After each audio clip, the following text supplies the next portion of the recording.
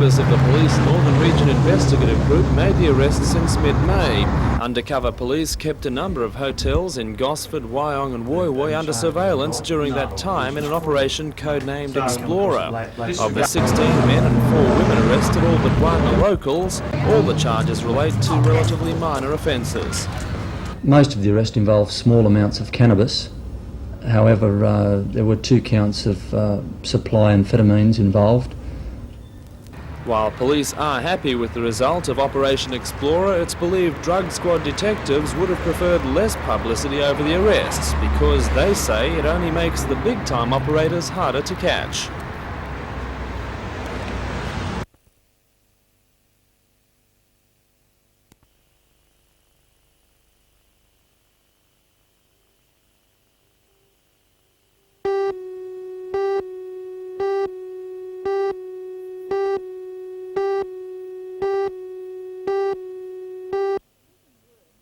Prison work is encouraged by the government as a means of making inmates earn their keep and lessen the burden to taxpayers. Cessnock Corrective Centre has already shown great innovation by securing government contracts to refurbish temporary school buildings. This highly specialised industry will help the centre earn $1.8 million this financial year.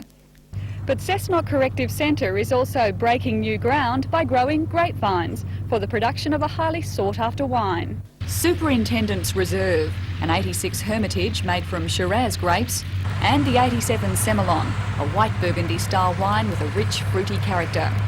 Bottling under the centre's own label is the brainchild of Superintendent Joe Baldwin. We think it's exceptional, and my deputy is a very fine judge of wine, Steve Tandy, and he says it's one of the best he has tried. But no, seriously, we've had some people from the other vineyards give us their opinion, and it's all been very favourable. The grapes are taken to a nearby vineyard where they are made into wine and bottled. At the moment, it can only be sold to staff and the government for official functions. But since word of the captivating wine has escaped, the centre has applied for a licence to formalise its activities. It will be heard early next month. Meanwhile, tending the vines is considered good therapy. It's something for the inmates. They can learn the trade, if you like, here. And with all the vineyards in the valley, I'm sure it would certainly give them advantage when they are released to secure a position in one of the vineyards. Do you see any problem producing alcohol at a prison? Certainly not at the moment when it's processed and bottled off the centre's property. It is bottled at Allendale Winery, and there's certainly no problem. All the inmates do at this time is tend to the grapes and then pick them. If the licence is granted, it will be up to the Corrective Services Commission to decide whether the wine can be produced, bottled and sold on the premises. The not-so-reserved superintendent considers it a distinct possibility. We'll have to do it again.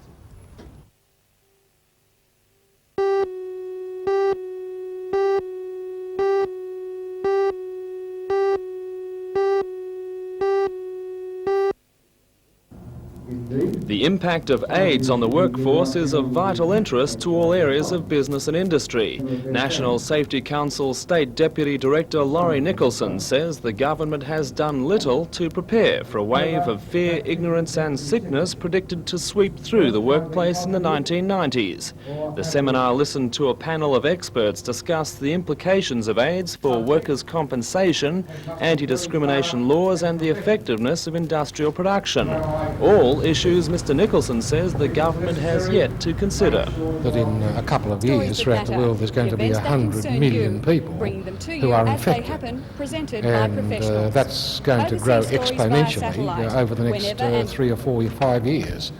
So we're going to have something like 15% to 20% of the workforce who are going to be HIV positive or have AIDS. And as been shown in the seminar today, that when you question workers about what would they do if they knew that one of their workmates had AIDS, they said they would walk out. On the other side of the world or in our region, NBN brings it to you with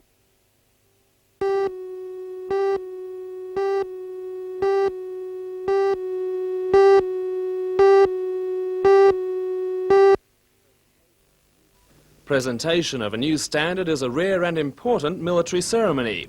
To be eligible for a standard in the first place, a squadron must have served 25 years and have earned royal approval for its service. 77 squadrons' many battle honours from Milne Bay and New Guinea to the Pacific and Korea have earned that recognition.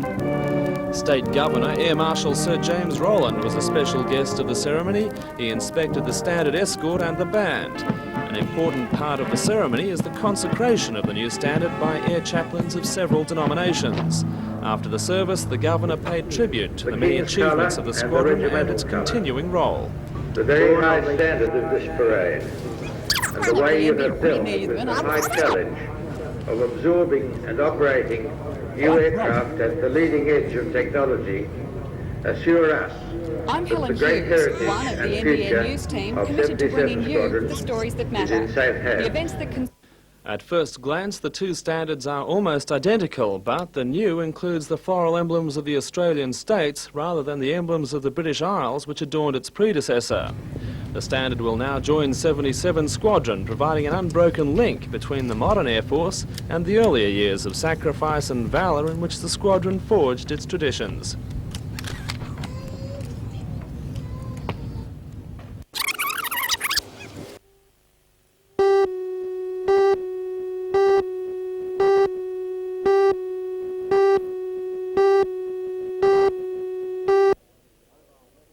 The mobile net phone service was launched over breakfast at Madison Motor Inn. Telecom is billing the new cellular phone as a technological step forward from existing portable phone systems. 3 models are available, but the phones are definitely not for everyone. Installation costs range up to $5,000 and monthly rental can be up to $300. Local calls are charged at 45 cents a minute, while STD rates under some circumstances can be cheaper than conventional links. About 300 people use portable phones in the Newcastle region, but Telecom hopes to triple that elite clientele within a year. So, who are the clients? Anybody who's out of their office all day in their vehicle, anybody that's on the road takes their office with them. Telecom downplays the prestige aspect of the phones, preferring to describe them as essential for the business person on the move.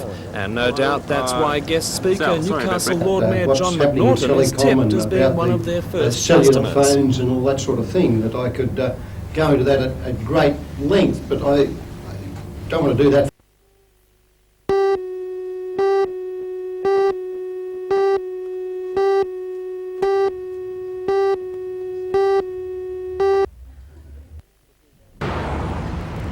The two bandits struck at the Westpac Bank in Park Avenue, Katara, just after 1 o'clock when many of the staff were at lunch. One man waited in a car while his accomplice, wearing a balaclava, ran inside. The man entered the bank. He was holding a shortened firearm. He threatened staff, customers, that this was a hold-up and he would shoot, and he demanded money. He was given a sum of money before leaving the bank. Were any shots fired? No shots were fired. Was anyone injured in the robbery? A lady has been taken to a doctor due to shock. She was a customer at the bank at the time. Police say the man was given a considerable sum of money by a teller before fleeing. An eyewitness saw the man speed away in a late model white Ford sedan, running a red light before disappearing towards Adamstown. An intensive search of the nearby area located the car in a street behind the Adamstown RSL Club. Residents were hurriedly interviewed in an effort to track down the men. William Smith was looking through his kitchen window when he saw the vehicle screech to a halt. Just washing a few dishes up, and I looked out the window. That car pulled up very quick and very smart, and I didn't take much notice of that. But these 2 young fellas, the car had hardly stopped, and they got out in a hell of a hurry and dashed across the street, and they weren't carrying anything, I don't think. But all they were doing was tugging their jackets as they were putting them on or off or something, and tucking their shirts in. And they ducked across the road there, and I'd say they went up there or along here. Terrible hurry. Oh, a hell of a hurry, yeah. I said to myself, you talk to yourself? I said, my God, you're in a hurry.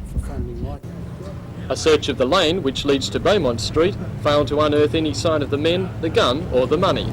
Fingerprinting the car also proved fruitless, proving only that the two had worn gloves. The car itself was identified as one stolen from Mayfield a short time earlier. The owner had phoned police and was on his way to a station to give a statement. The only clues police had, a navy blue cloth on the back seat and a screwdriver apparently used to force the ignition.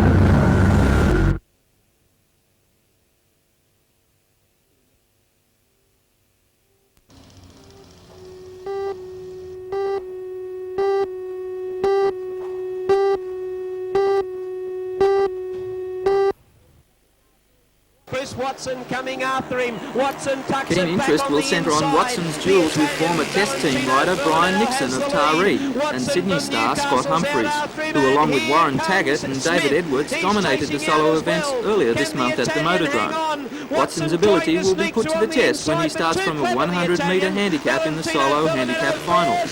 Sidecars will also make a return, the highlight of which will be an 8-rider, 5-lap main event, sure to provide breathtaking duels between riders, particularly the informed Peter Selk and Paul Caslick. Modified rods, litre sprint cars, stock cars and street stock sedans will spearhead the four-wheel division, with rugged tussles predicted in the qualifying races to determine the field for the finals.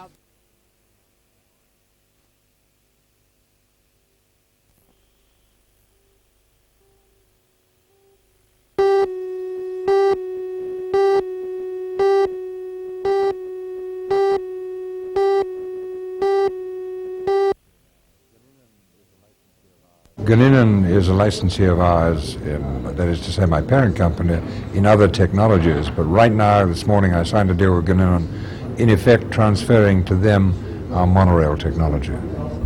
The support from the American giant Transportation Group Incorporated means Gunninan and the Novorail Consortium have the capacity to design and build Newcastle's own people mover. The project is seen as an important opportunity to inject new life into the CBD. The consortium believes the railway line is a barrier which alienates the city from Newcastle Harbour. A monorail would free up public access, as people can walk beneath it. 6 stations are proposed for the route from Wickham to Newcastle Central. The American experts say the stations need not be raised structures.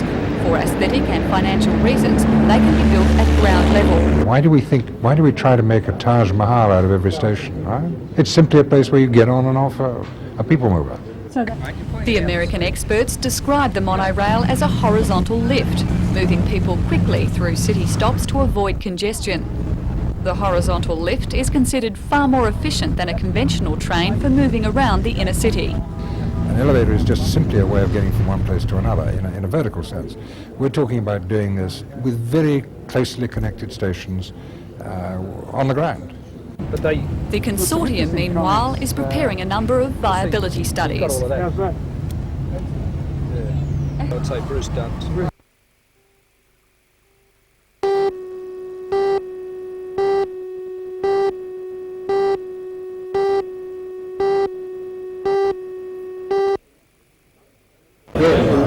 Knights President Max Fox said at today's launch that it was a logical move for the club to be assured of an income needed to compete on an equal basis for the services of top-line players. We'll be a separate company, but dominated by the Newcastle Knights, so that the profit emanating from the club is put back into rugby league. Under the scheme, as detailed by Mr Fox, Rodmuir's Entertainment Incorporated will spend $2.5 million completely remodelling its Key 1 complex. By March next year, it'll be ready to be leased on a 5+5-year basis to the Knights. A lifted roofline, an extensive mezzanine section incorporated in a 2,000-seat auditorium with harbour views, a swimming pool and a gymnasium. Mr Fox said market research indicates the central business district is the best place to site the Knights Club, taking advantage of the foreshore development and the proposed monorail. The Knights did a market research, and much to my surprise, I thought that our football followers and supporters would prefer the International Sports Centre as a site, but apparently they prefer their social life away from their football ground, and the central business district was a very popular choice for the site of a licensed club for the Knights. While the Knights' on-field success in its first year has not matched its ability to attract crowds, the money from gate takings has already been spent.